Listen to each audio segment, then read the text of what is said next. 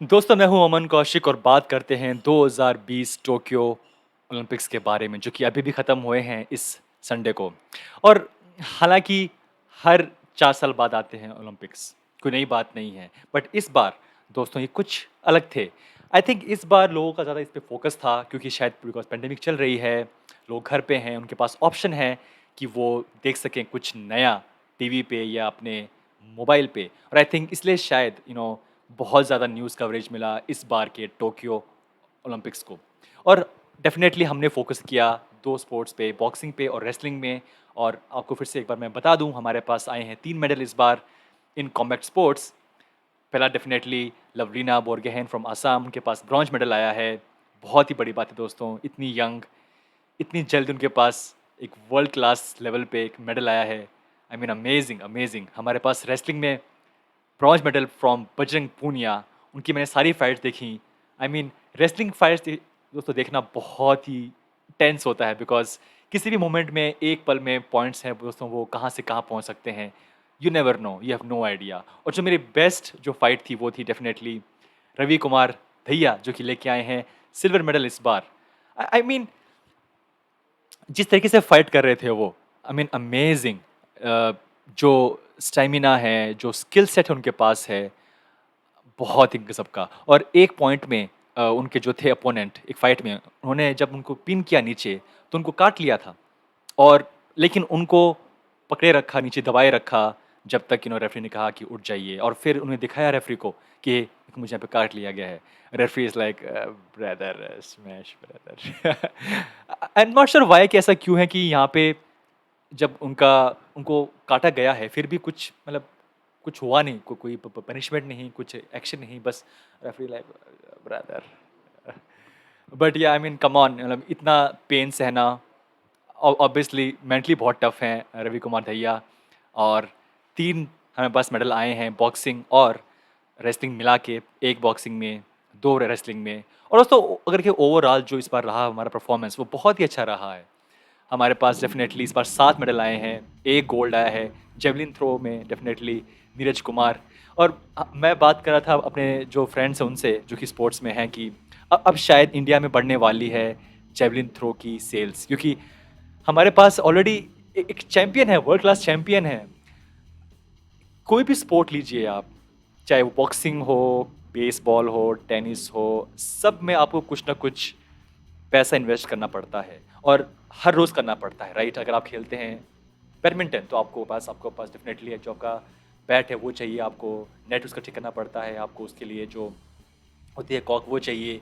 And then आपको चाहिए एक ट्रेनिंग पार्टनर, राइट? बॉक्सिंग में सेम, आपको ग्लव्स चाहिए, आपको स्पारिंग पार्टनर चाहिए, आपको मैट चाहिए, सब कुछ चाहिए। फुटबॉल में आपको फुटबॉल चाहिए, आपको शूज़ चाहिए, सब कुछ चाहिए। लेकिन जेवलिन थ्रो में आपको सिर्फ एक भाला चाहिए और बस एक जगह चाहिए खुली, जाओ भैया फेंको और करो प्रैक्टिस। आई मीन ये एक बहुत ही सस्ता स्पोर्ट है दोस्तों, जहाँ पे आप बहुत कुछ कर सकते हैं। अब मैं सिर्फ मजाक कर रहा हूँ, डेफिनेटली इसमें बहुत ज़्यादा स्किल की ज़रूरत है। एंड आई एम श्योर कि जो गोल्ड आया है वो ऐसे नहीं आया, बहुत ज़्यादा टाइम स्पेंड किया होगा जिम के अंदर और उस परफेक्ट थ्रो को डालने के लिए। 87 मीटर्स कुछ था वो, जिसके ज़रिए उनको गोल्ड मिला। और आई एम श्योर कि हर स्पोर्ट में दोस्तों कुछ ना कुछ और बहुत कुछ जाता है स्किल सेट को बिल्कुल शार्प करने के लिए, पैसा, time, diet. But I feel कि स्टिल जेवलिन तो थोड़ा सा कंपेरेटिवली एक चीपर स्पोर्ट होगा। अगर आपको चाहता कि मुझे एक बहुत चीप स्पोर्ट चाहिए, मेरे पास पैसे नहीं है, मेरे पास क्या मैं स्पोर्ट यूज़ करूँ, स्पोर्ट्स में जाऊँ जहाँ पे बिल्कुल सबसे सस्ता का मामला हो, तो बस वो जेवलिन थ्रो है या फिर बेसिकली योर रनिंग। बट उसमें आपको फिर रनिंग शूज़ चाहिए। अ, इस बार जो मेडल आया है इन मैराथन, वो डेफिनेटली आया है सेम एथलीट का, जो कि हमेशा जीतते हैं मेडल। उनके पास रिकॉर्ड है 2 घंटे से कम के टाइम में मैराथन कंप्लीट करने का, यानी कि 42 किलोमीटर कंप्लीट करने का। और उनके जो शूज़ देखें आप, तो वो 30,000 के हैं। आई मीन कमाल है। तो हाँ, कोई भी स्पोर्ट है वो सस्ता नहीं है।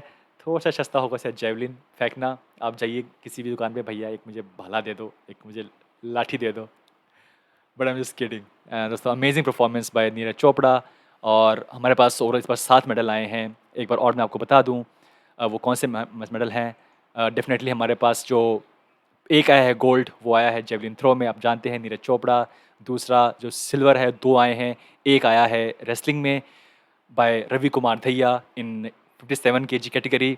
एक आया है इन वेट लिफ्टिंग, दोस्तों कमाल है। मीराबाई चन्नू लेके आई हैं 49 केजी डिवीजन में सिल्वर मेडल लेके आई हैं। और obviously in badminton we have PV Sindhu, bronze medal लेके आई हैं वो। फिर से एक बार हमारे पास हैं bronze medal in boxing, Lovlina Borgohain in welterweight division bronze. Indian hockey team bronze लेके आई है बहुत साल बाद, एक मेडल लेके आई है बहुत साल बाद, जो कि दोस्तों बहुत ही बड़ी बात है। ब्रॉन्ज इस बार आया है हमारे पास हॉकी में, इंडियंस मैन हॉकी। और bronze by Bajrang Punia in wrestling 65 KG category. दोस्तों वेट लिफ्टिंग में मुझे कभी नहीं था अंदाज़ा कि हम इतना अच्छा करते हैं। आई नो कि हमारे पास कुछ बहुत अच्छे एथलीट्स हैं, बट इस जाके लेवल पे दोस्तों मेडल जीतना, I am really surprised. That means कि हमारे पास वो स्किल सेट है। आई मीन अगर हम देखें एक तरीके से, खासकर रेसलिंग और जो बॉक्सिंग है, अगर हमारे पास एक मेडल आ जाता है तो उसका मतलब ये है कि हमारे पास जो जो कोचिंग स्टाफ है, जो हमारे पास ट्रेनिंग स्टाफ है, जो जो कोचेस हैं, उन्हें पता है कि रेसिपी क्या है वर्ल्ड क्लास लेवल पे मेडल जीतने की। तो जब एक मेडल आ जाता है किसी भी स्पोर्ट में, चाहे बॉक्सिंग हो चाहे कोई भी स्पोर्ट हो, तब फ्यूचर में वो जो टैली है वो मेडल 1 से 2 हो जाते हैं, तो 2 से 3 हो जाते हैं। बिकॉज़ वी नो करना क्या है हमें ट्रेनिंग कैंप में, हमें करना क्या है उस स्पोर्ट की प्रिपरेशन के लिए। तो और अब हमारे पास जबकि मेडल आ गया है in javelin throw, I am sure कि हमारे पास वो रेसिपी ऑलरेडी है। अगर जो कोचेज़ हैं नीरज चोपड़ा के, उनके पास वो रेसिपी ऑलरेडी है, तो उसको सिर्फ ज़रूरत है कि सिर्फ बाकी जो स्टेट्स हैं वो भी उसमें इन्वेस्ट करें। सारे रेसलर जो गए थे हमारे इंडिया से इस बार, सब बिलोंग करते हैं फ्रॉम हरियाणा, एक स्टेट से सारे रेसलर्स। सो दैट मीन्स कि हमारे पास एक स्टेट है, और खासकर इवन इवन बॉक्सर्स हमारे पास बहुत सारे वहाँ से गए थे। दैट मीन्स कि एक स्टेट में डेफिनेटली हमारे पास बहुत ज़्यादा फोकस है स्पोर्ट पे, या फिर बहुत सारे लोग हैं जो कि इंटरेस्ट रखते हैं कि स्पोर्ट में वो एक्सेल करें। और जो बाकी स्टेट्स हैं दोस्तों, बहुत बड़ा देश है हमारा, अगर वहाँ पर भी अगर अगर एक-एक ट्रेनिंग कैंप अगर हर स्टेट में खुल जाए, तो दोस्तों कौन जानता है कि क्या हो सकता है। एंड आई एम श्योर कि हर स्टेट में कुछ ना कुछ तरीके का प्रोग्राम चल रहा होगा। बट आई फील कि अगर सारे जो मेडल हैं, सारे अगर अगर जो टीम है वो जा रही है एक स्टेट से, तो आई थिंक वहाँ पे डेफिनेटली कुछ अलग हो रहा है। एंड बिकॉज़ मेरा बर्थ प्लेस है भिवानी इन हरियाणा, और वहाँ पे जो जो माहौल है दोस्तों बहुत ही अलग होता है। अगर आप वहाँ सुबह जल्दी जाएँगे, अगर आप 4 बजे या 5 बजे उठ के, तो छोटे-छोटे बच्चे वहाँ पे सुबह-सुबह रनिंग कर रहे होते हैं अपने कोच के साथ, क्लास 5th की, क्लास 6th के। सो वहाँ पे दोस्तों एक अलग ही माहौल वहाँ पे है।